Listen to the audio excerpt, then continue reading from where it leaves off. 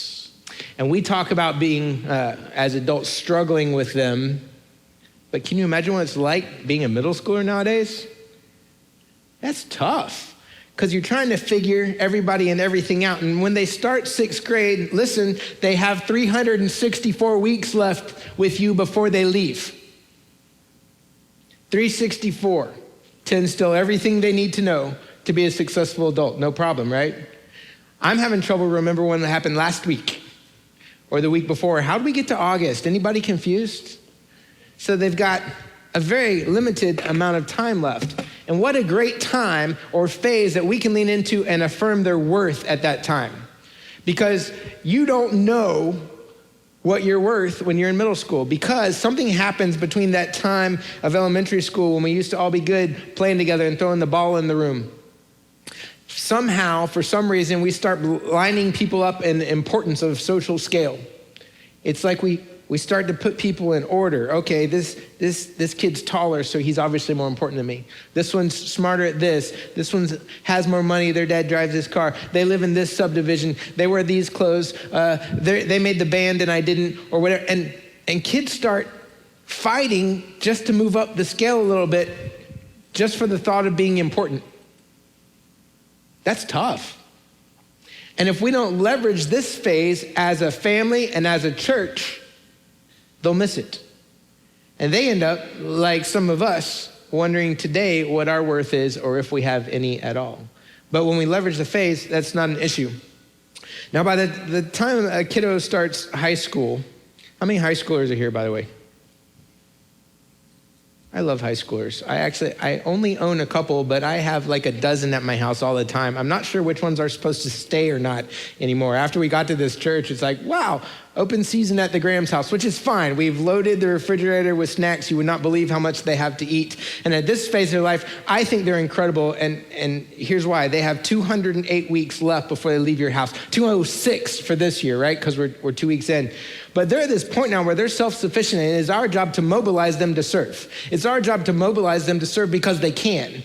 And they're young enough to think that they can actually make a difference when they do.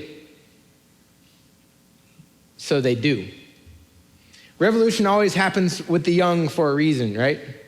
Because they think they can pull it off and they think they should. And you and I have reasons that we can't. I believe we tell the kids those are, excuses. Teens don't have them. And so I have one that has 102 weeks left at my house. I have one, unbelievably, has 0 weeks left. He emptied his marbles. When Trina and I do a family or baby dedication, we always give the parents a jar of marbles. It has 936 in them. I ask them to do this one terrible thing. Take out a marble every week. Take out one every week. Because I want them to see the jar getting lower. And that sounds terrifying to some of you, but here's my point. When you see how much time you have left, you have a tendency to do more with that time. Right? Don't we all feel like we have unlimited time at times? We don't, though. And it's those phases that we need. Now, let's dig in and talk about time. Oh, I forgot. I tried to bring a car up, but Stan wouldn't let me for the high school part. I gave you some so I have Starbucks. I was not allowed to drink coffee when I was younger, and now I hardly see a teen without a cup in their hand. But that's okay, as long as, well, they take me with them. Let's talk about time for a minute.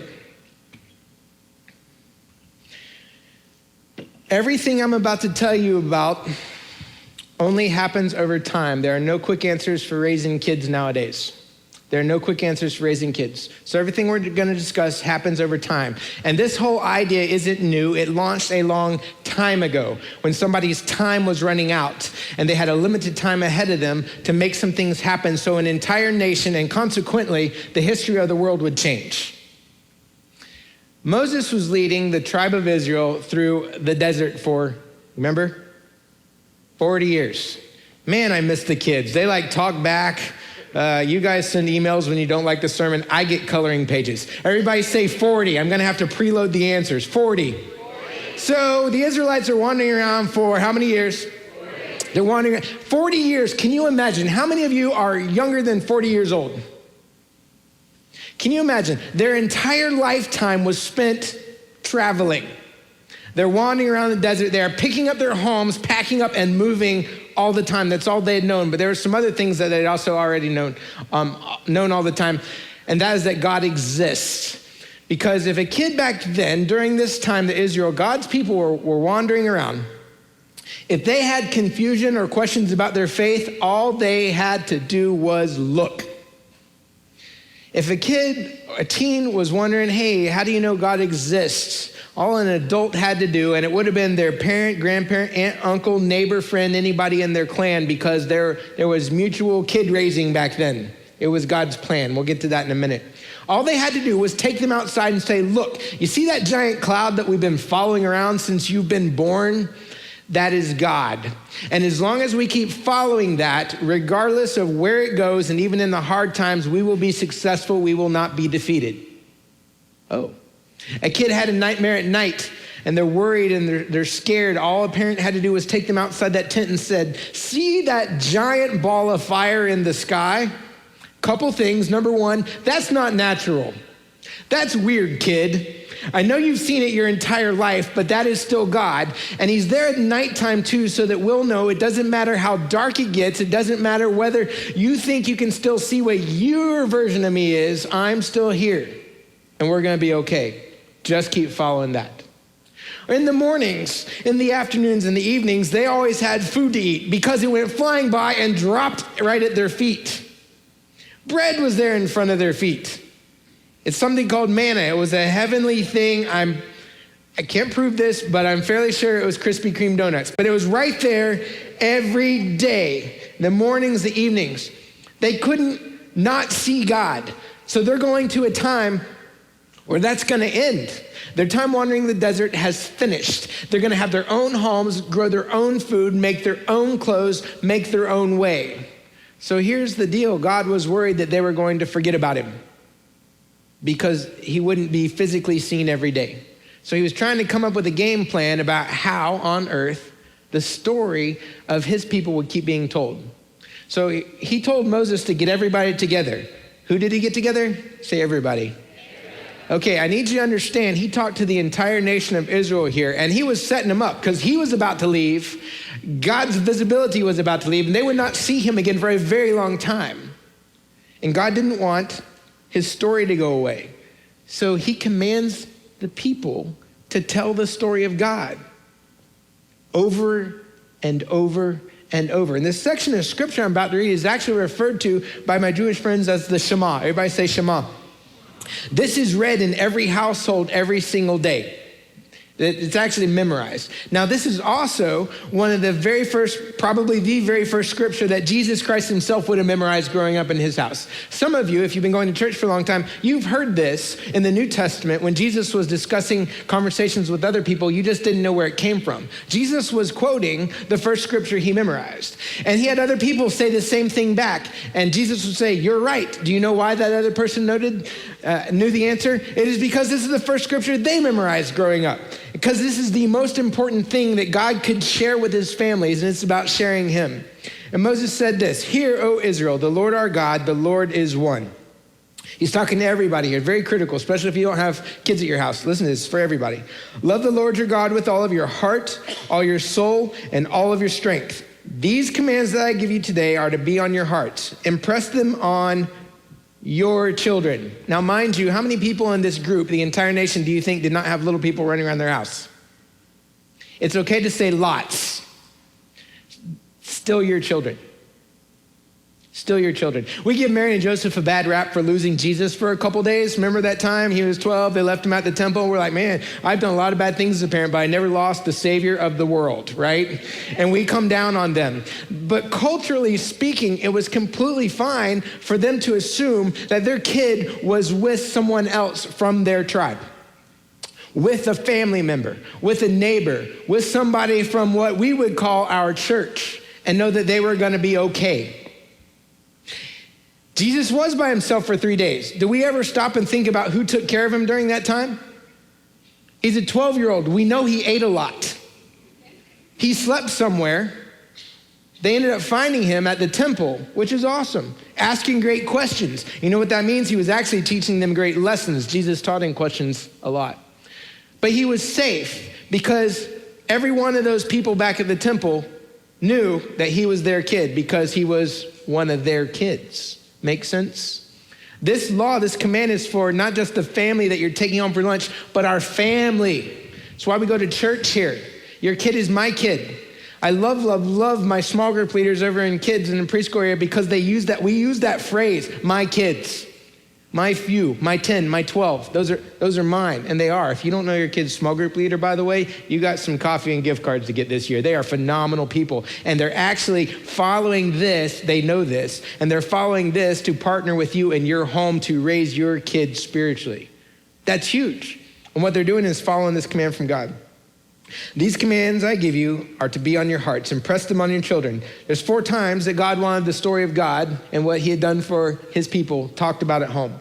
Talk about them when you sit at home, when you walk along the road, when you lie down, and when you get up. So that's all we have to do.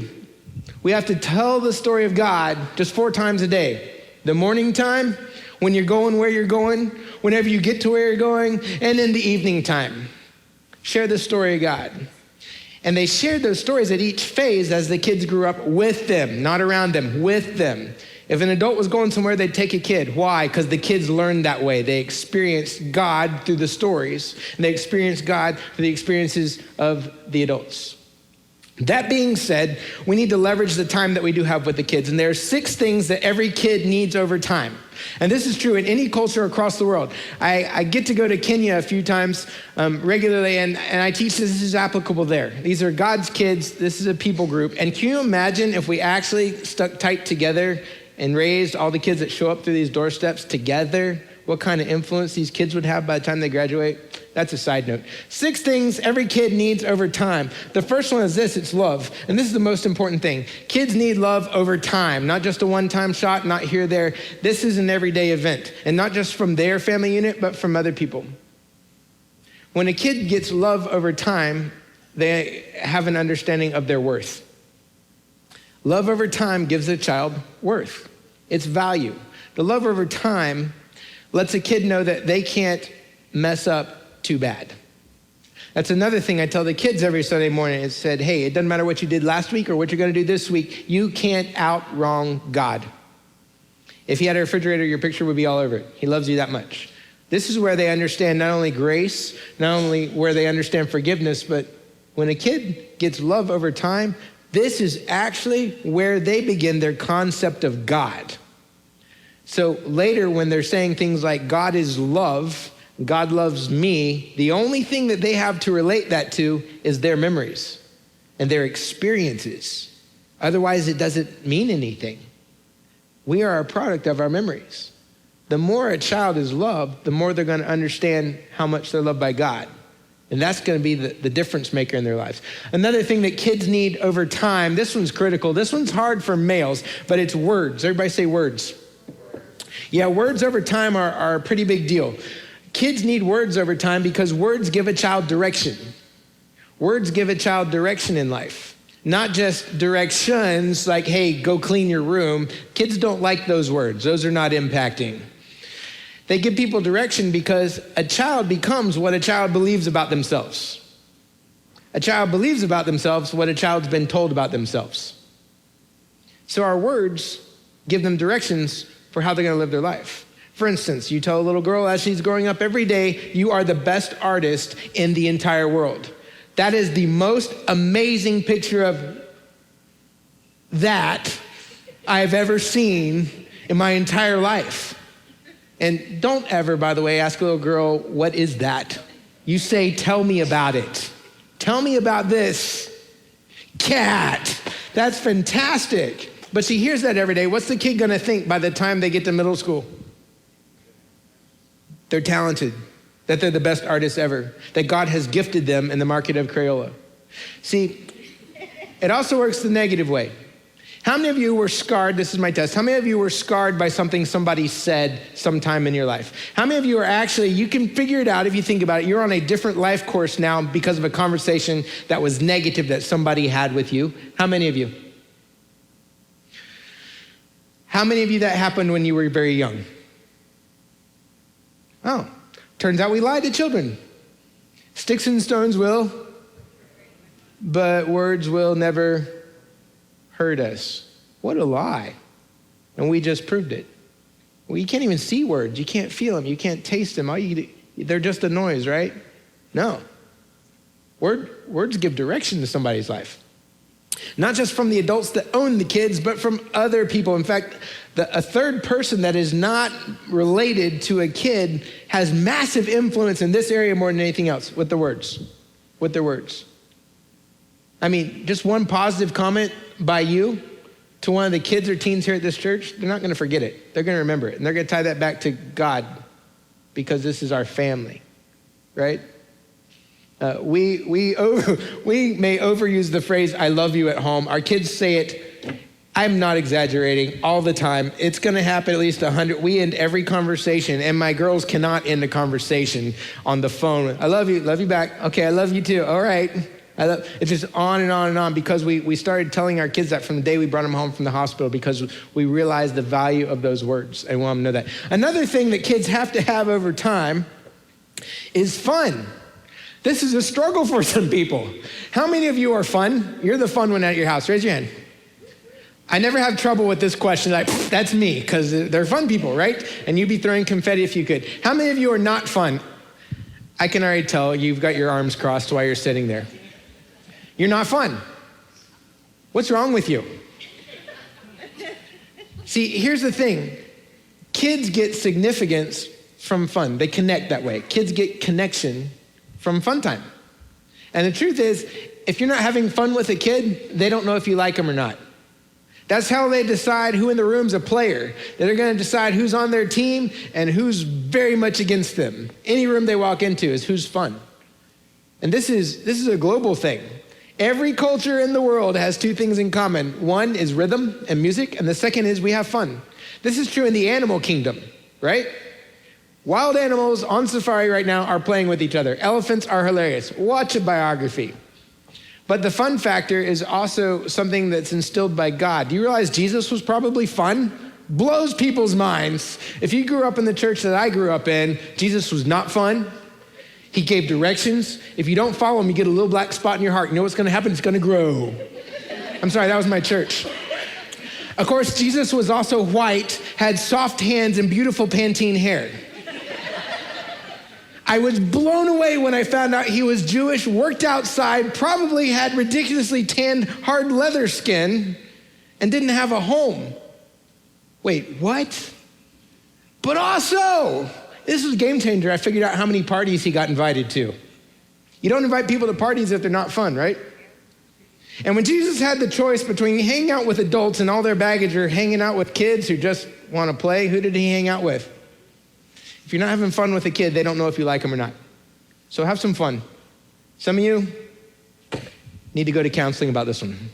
I have board games, I have bubbles, I have bouncy balls in my office. You can come, we'll play a game or something, and you'll make your family a lot better. Another one that's important is tribes. Everybody say tribes.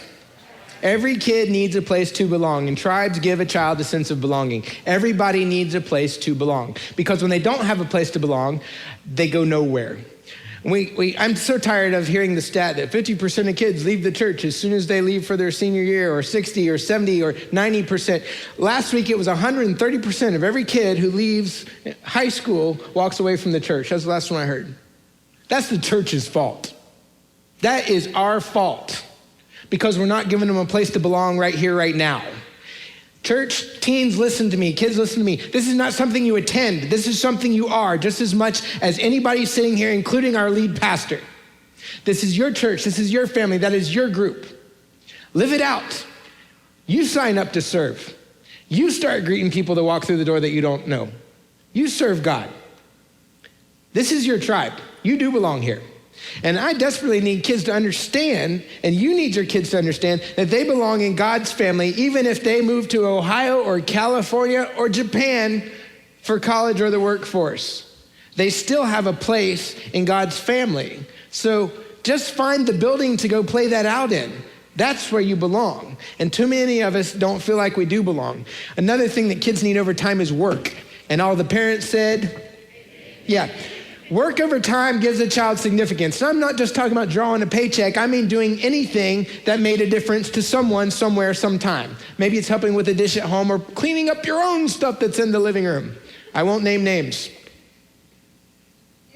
Kids, work, significance. Means they've done something and they can point back to it and say, I did this, I was capable. We have too many adults nowadays who don't feel like they contribute to society. They don't feel like they can. They don't feel like they're capable. And they don't feel like they've done anything worth anything in years. Why? Well, they didn't learn to work over time and the significance of that. And it's getting really difficult in the digital age because boys are playing these video games. They get that sense of accomplishment checked off in their brain by getting to level 36, level 37, level 38. They feel no need to engage in real life because that thing that God put in them has already been satisfied. And there's so many kids looking at Instagram and Twitter and Facebook and, they get a sense of accomplishment because they have X number of likes or because a certain number of people are following them. None of those things are real. None of those things matter. We have a phrase at our house that my kids love hearing me say all the time. Do stuff that matters. Do stuff that matters because it gives kids a sense of accomplishment that they matter, and it works. The last thing, the sixth thing that every kid needs over time, I'm gonna leave you with this one, is stories. Stories are magnificent because stories move us. Stories change us. Stories shape us. More than any lesson you will ever have in your entire life, stories is what makes a difference. God knew this about us. In fact, when he crafted all the amazing things that went into this, it's really just a big book of stories that are meant to inspire us on to living a greater story ourselves, right? You ever see people walk out of a movie theater? I don't get to go to movies often, but when I do, my favorite part is leaving because I like to watch everybody leaving. If it's an action movie, the guys are hilarious. All of a sudden, if they went to a movie with their buddy and you save the buddy seat in the middle because, good word, you can't sit next to a friend in the movie, what will people think? But on the way out, their posture is phenomenal. They're like standing upright, their chest is sticking out, they're talking a little deeper. There's a lot of high fives going on. Why? Because we spent 2 hours watching things drive fast. Stuff blew up. It was amazing. Or a love story. You see a couple walk out and all of a sudden they're holding hands, walking a little bit closer to each other. Or a scary movie. People are like freaking out on the way of their car. Like, I know we shouldn't have come to this theater. Tickets were cheaper, but yeah. Why is that? Nothing real just happened over the last 2 hours. It's because there was a story, and stories change us. Now, we actually have what we refer to as the greatest story ever told, right? So why aren't we telling it? We're supposed to tell it. We're supposed to talk about the greatest story when we get up, when we travel on the road, when we get to where we're going, and when we gather back together at nighttime. It's not just the stories from here. I know a lot of parents and teachers are intimidated, like, I don't have the Bible memorized. I can't tell. What if they ask a question? How about you tell a kid or a teenager what God's done for you today? What if their heads start getting filled with those kinds of stories? Because stories move kids on to realize that there's something greater than themselves. There's other things out there. There's adventures to be had. And they don't all, please, I'm not saying you have to just share Bible stories because there's other things kids need to know that aren't in the Bible. Don't mean to offend any long-term church folks, but they need to know more than the Bible. Everything in the Bible is true. Not everything that is true is in the Bible. It doesn't say in there anywhere, do not cross the road without looking. It's a great idea. Not in the Bible. They need to hear stories of kids who cross the road without looking. And if you're an adult, I know you're going to tell one of those stories, right? It doesn't say in the Bible, do not pet the angry dog that lives at the corner. Still a good idea, right? Share some good stories. You know what else? Kids love stories. The younger they are, the more stories they love. They love to hear about when you succeeded, when you screwed up, when you did weird things. Blow them away, show them a picture of back when you were in the 80s. And when they get up off the floor from laughing so hard, stories are great. Stories change us and they shape us. These are 6 things that every kid needs. So what do we do with that? What are we, West Cobb, supposed to do with that? Well, you find a kid and you invest in them on purpose, intentionally. Everybody here should have somebody younger than them that you are feeding into. And I'm gonna turn on the news tonight. I'm gonna be so discouraged because I'm gonna see all the horrible things that probably happened in the last 24 hours from people who didn't have somebody surrounding them giving them this. And we talk about solutions about being gun control, or we need to elect this group, or we need to make these changes. We don't. It's not gonna work. It starts with kids that grow up with this. It starts with kids that feel like there's a greater story for them, kids who got love over time. None of the people who are doing the horrible things this weekend had love over time. Nobody invested words into them. They didn't have a tribe that had belonging. I work for the church, but this is the church's fault for letting it get this way. I don't want to hear about the elections or the laws anymore. I want people that say they follow God to step up and follow the Shema that we were directed to for families in the first place. If everybody in this room invested in somebody just one phase down from them, the world's gonna change. It's gonna take 20 years, but it'll change. And I think God's plan for us investing in the next generation is the only way that's actually gonna happen.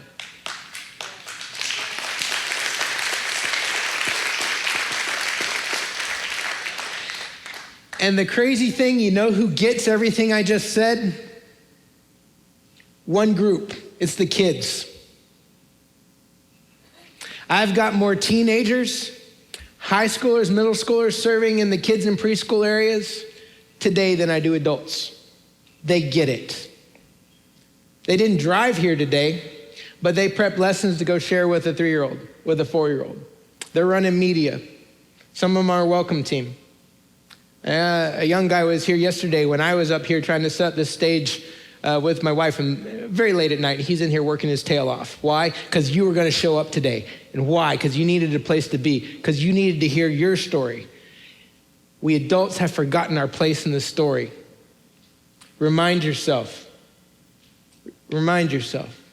The days are long, but the years go by so fast. Behind me, there's a painting. I'm gonna end with this. Behind me, there's a painting, and it's called Love Over Time, Words Over Time. It's by one of my favorite local artists. It's Hannah Joyner. It's an elephant because they're consistent.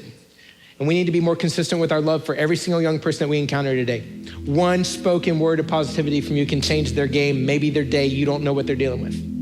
And the balloons are to remind us to be fun and use our words because they lift people up. Because here's the truth. The time is gonna go fast, you got that. I don't have to convince you of this, but here's what we failed to think. One day, when they turn 18, whether they physically move out or not, they are mentally, emotionally, they are gone. They've made their own person. And they're gonna fill their bag with these 6 things. We are a product of our memories. They're taking their stories, they're taking their tribes, their time that you've spent with them, the love that you've given them. They have their memory of when they were young that was great and their memory that was not great. They, like you, are packing their bag with all of those things. We as the church, as a family, as people who can speak into the next generation, are going to allow them to let this be baggage when they're our age, or a case full of tools that they can construct a better story for themselves and the society around them. And that, my friend, that choice is up to us. I love you. Thanks for having me. Thanks for letting me speak into your life. And I honestly believe that a church that can decide that they're gonna influence this next generation right here, right now, it takes minutes a day, is one that changes culture, and it's one that's following God just as if he was still a cloud today. Let me pray for you. Good morning, God. Thank you for today and this church and this family and for your words, your blessings, your strategy for us. I pray, God, for every family that's represented here, for everybody that's hearing this on here, online, podcast, anyone that's going to hear in the future, that we would look back at these brand new stories from thousands of years ago, and then we would find our place in that story, and that we would find our story helping other stories connect with your story. Because when our story connects with your story, a greater story happens. God, at whatever phase our young people for our church are in right now, I pray they would become strong in it. That you would help us to meet their needs in the middle of wherever they're at. Give grace and peace to every household represented. In Jesus' name, everybody said, I love you guys. Thanks for being here. Thanks for being a part of my church family.